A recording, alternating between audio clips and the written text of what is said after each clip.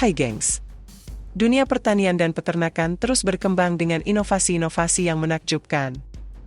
Manusia telah menemukan cara-cara kreatif untuk membudidayakan berbagai jenis makanan dan hewan. Dari kedalaman lautan hingga ketinggian tebing, dari teknologi canggih hingga metode tradisional yang unik. Berikut ini, 12 peternakan paling unik dan luar biasa di dunia.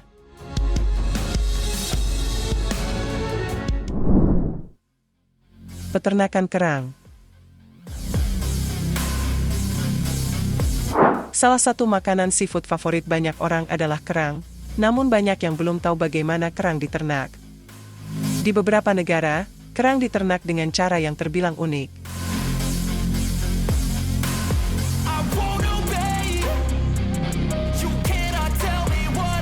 Mereka melakukan budidaya kerang dengan tali-tali berpemberat di bawah permukaan air.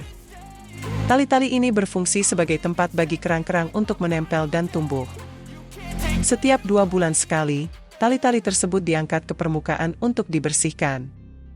Proses pembersihan ini dilakukan untuk menghilangkan kotoran-kotoran serta pasir yang menempel, yang terbawa oleh arus air laut.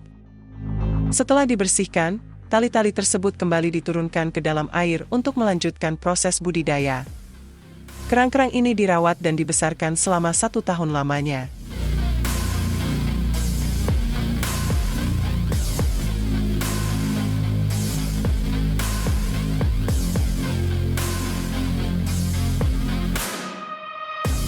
Setelah melewati masa pertumbuhan dan perawatan rutin, akhirnya kerang-kerang ini siap untuk dipanen. Mereka diambil dari tali-tali tempatnya menempel, lalu dicuci hingga bersih.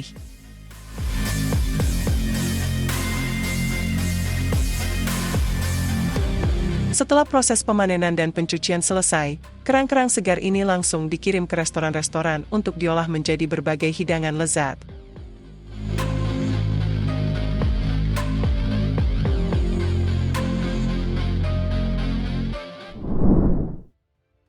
Peternakan sapi perah.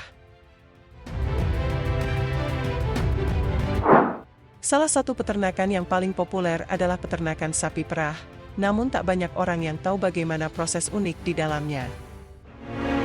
Misalnya saja, dalam dunia peternakan modern, ada praktik yang disebut dengan fistula rumen atau cannulated cow, di mana sapi betina dewasa dilubangi perutnya untuk tujuan penelitian ilmiah. Prosedur pembedahan dilakukan dengan membuat lubang kecil pada dinding perut sapi. Lubang tersebut kemudian dipasangi semacam katup atau kanula yang memungkinkan akses langsung ke dalam perut sapi. Katup ini bisa dibuka dan ditutup untuk mengambil sampel isi rumen guna dipelajari lebih lanjut. Melalui lubang fistula ini, para peneliti dapat mengamati proses pencernaan yang terjadi di dalam perut sapi secara langsung tanpa mengganggu kesehatan dan kenyamanan hewan.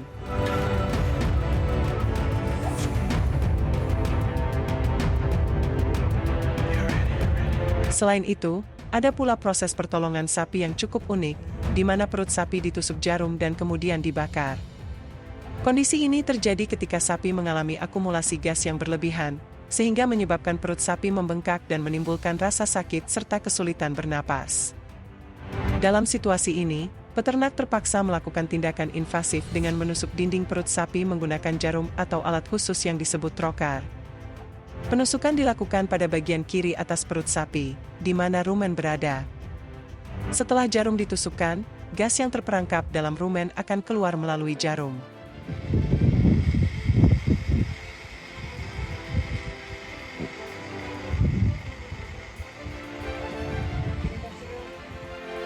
Peternak kemudian dapat membakar gas yang keluar untuk mencegah gas tersebut tersulut api secara tidak sengaja.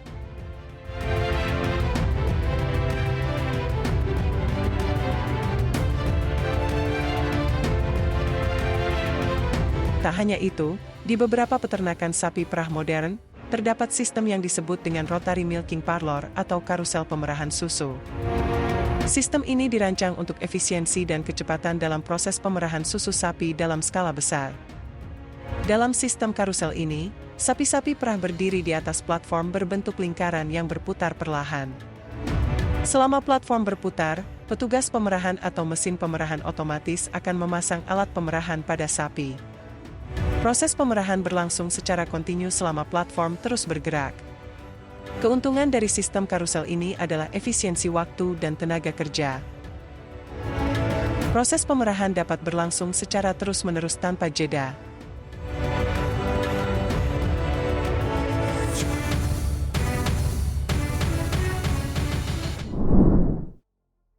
Peternakan lebah. Kalau umumnya, peternakan lebah berada di kebun dengan kotak-kotak sebagai sarang lebah, di Cina terdapat peternakan lebah yang terbilang unik. Para peternak lebah ini membangun peternakan mereka di tebing-tebing yang tingginya bisa mencapai ratusan meter.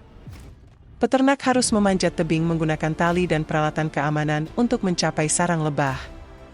Alasan utama mengapa peternakan lebah dibangun di tebing adalah untuk meniru habitat alami lebah liar. Di alam liar, lebah cenderung membuat sarang di celah-celah batu atau pohon yang tinggi. Dengan menempatkan sarang di tebing, peternak menciptakan lingkungan yang mirip dengan habitat alami lebah, sehingga lebah dapat berkembang dengan baik dan menghasilkan madu yang berkualitas tinggi. Madu yang dihasilkan dari peternakan lebah di tebing seringkali dianggap lebih murni dan memiliki rasa yang unik dibandingkan dengan madu dari peternakan konvensional.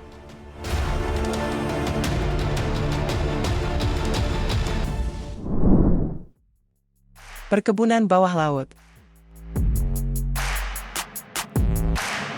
Di lepas pantai Noli Italia, terdapat perkebunan yang sangat unik. Berbeda dengan perkebunan pada umumnya yang berada di daratan, perkebunan ini justru terletak di dasar laut. Bernama Nemo Garden, proyek ini merupakan terobosan inovatif dalam dunia pertanian bawah laut. Konsep utamanya adalah menciptakan kebun di bawah permukaan air dengan memanfaatkan biodom yang ditempatkan di dasar laut. Biodom ini terbuat dari plastik keras transparan, memungkinkan sinar matahari menembus dan menciptakan lingkungan ideal bagi pertumbuhan tanaman.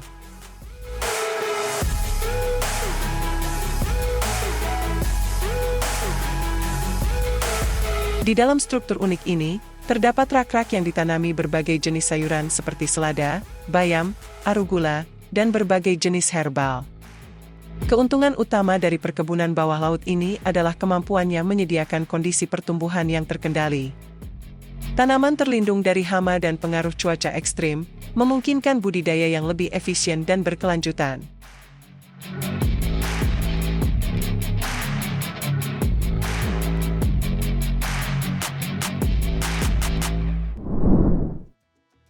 Peternakan ikan canggih. Kalau biasanya peternakan ikan dilakukan di kolam-kolam terbuka, namun dengan adanya inovasi berupa tangki air canggih, kini budidaya ikan dapat dilakukan secara lebih efisien dan ramah lingkungan di berbagai lokasi. Metode ini merupakan terobosan dalam industri perikanan yang bertujuan untuk mengurangi ketergantungan pada penangkapan ikan liar di laut, sehingga membantu menjaga keseimbangan populasi ikan.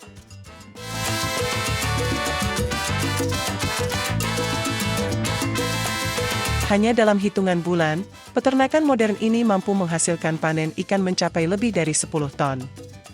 Ikan-ikan di peternakan ini dibesarkan dalam tangki-tangki khusus yang dilengkapi dengan sistem pemantauan suhu dan kualitas air yang canggih. Selain itu, proses pemberian pakan pada peternakan ini juga menggunakan mesin otomatis. Dengan begitu, kedepannya peternakan ikan tidak lagi memerlukan kolam yang besar dan tentu saja lebih ramah lingkungan.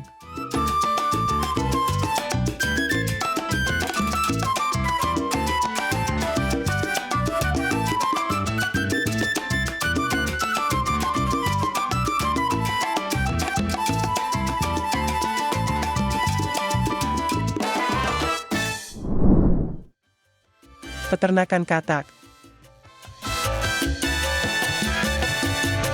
Di berbagai belahan dunia, katak telah menjadi hidangan yang sangat diminati dan dianggap sebagai kuliner yang lezat. Oleh karena itu, tidak mengherankan jika di beberapa negara terdapat peternakan katak yang didirikan untuk memenuhi permintaan pasar akan daging katak. Dalam siklus hidupnya, seekor katak betina mampu menghasilkan telur dalam jumlah yang sangat banyak, hingga mencapai 25.000 butir dalam sekali bertelur.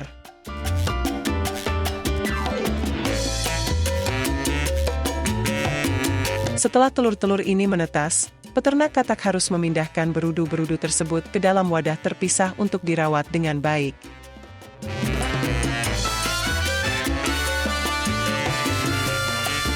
Barulah kemudian katak yang sudah cukup besar siap untuk dipanen dan dikirim ke pasar untuk dijual.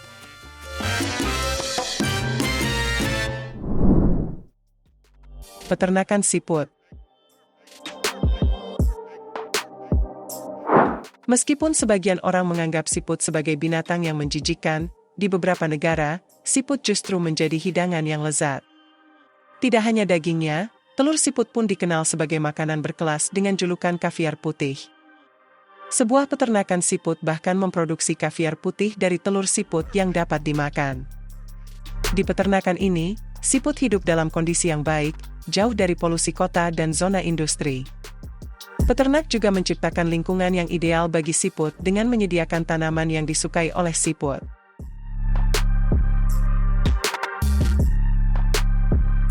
Namun, harga kaviar putih yang mahal tidak hanya disebabkan oleh perawatan siput yang optimal, tetapi juga karena setiap siput hanya mampu menghasilkan rata-rata 5 gram telur.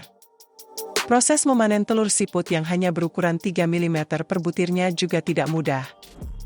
Diperlukan upaya ekstra keras untuk menghasilkan satu toples kecil berisi telur siput seperti ini.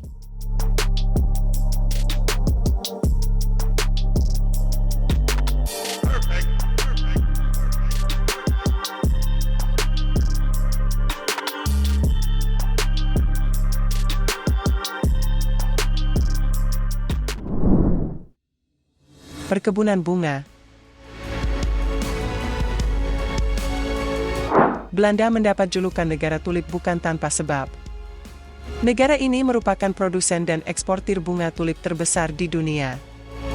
Salah satu perkebunan di Belanda bahkan mampu menghasilkan hingga 50 juta tulip setiap tahunnya.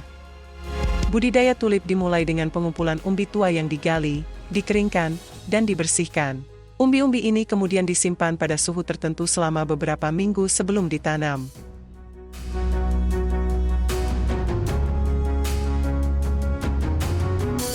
Bunga tulip sendiri dikenal sebagai bunga yang cukup pemilih.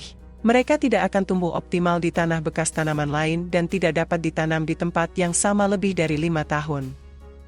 Karena itu, para petani harus bergantian menanam tulip di dalam dan di luar ruangan.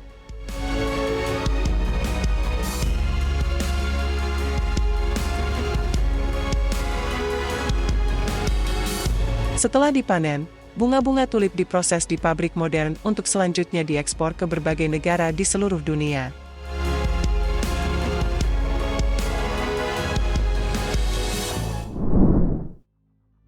Peternakan jangkrik. Di beberapa negara, peternakan jangkrik tidak hanya berskala rumahan untuk pakan burung seperti di sini. Jangkrik justru menjadi hidangan populer karena kandungan proteinnya yang tinggi. Peternakan jangkrik di sana bahkan dikelola dalam skala besar dengan membudidayakan berbagai jenis dan ukuran jangkrik.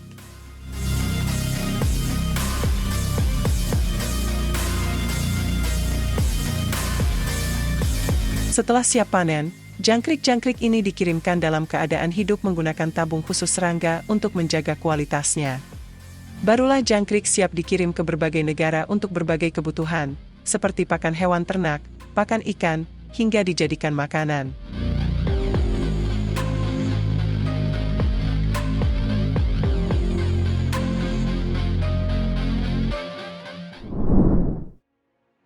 Budidaya ubur-ubur. Ubur-ubur seringkali dianggap sebagai binatang laut yang tidak bermanfaat dan berbahaya bagi manusia. Namun, anggapan tersebut ternyata keliru. Faktanya, ubur-ubur memiliki peran penting dalam menjaga keseimbangan ekosistem laut. Menyadari potensi tersebut, sebuah institut penelitian di Jerman mulai melakukan budidaya ubur-ubur untuk berbagai keperluan. Mereka menemukan bahwa ubur-ubur memiliki kemampuan untuk menyaring mikroplastik yang mencemari lautan. Selain itu, ubur-ubur juga dapat dimanfaatkan sebagai bahan baku pembuatan pupuk organik dan pakan ikan yang kaya nutrisi.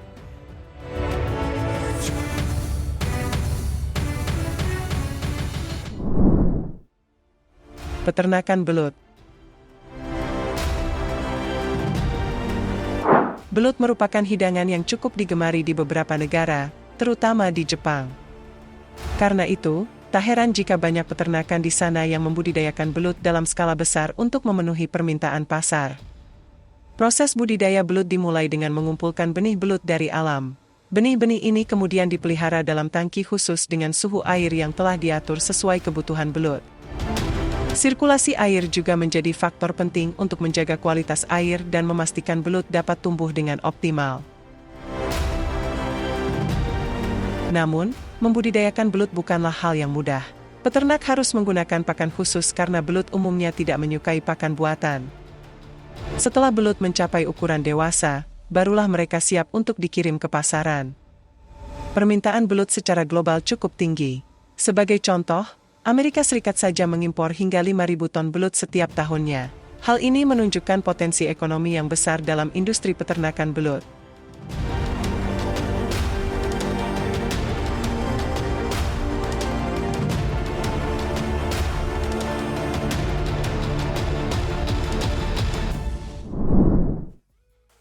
Perkebunan kentang. Kalau umumnya kentang ditanam di dalam tanah, namun perkebunan ini menerapkan metode yang berbeda. Mereka membudidayakan kentang menggunakan sistem hidroponik vertikal yang canggih tanpa melibatkan tanah sama sekali. Proses budidaya kentang dimulai dengan meletakkan tunas kentang di dalam kontainer tertutup atau rumah kaca. Tunas-tunas ini kemudian disiram dengan larutan nutrisi khusus. Setelah itu, tunas kentang diikat di bagian atas sehingga akar kentang dapat tumbuh menggantung secara bebas di udara. Selain itu, tidak diperlukan penggunaan pestisida atau bahan kimia berbahaya lainnya dalam proses budidaya. Sehingga kentang yang dihasilkan melalui cara ini, dianggap benar-benar alami dan sehat. Yang menarik, teknik hidroponik vertikal dapat diterapkan baik dalam skala besar maupun skala kecil. Artinya, siapapun dapat mencoba menanam kentang dengan metode ini di rumah.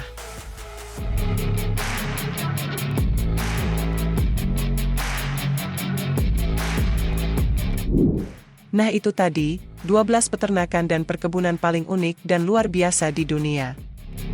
Semoga informasi ini bermanfaat, dan sampai jumpa di video menarik kita selanjutnya.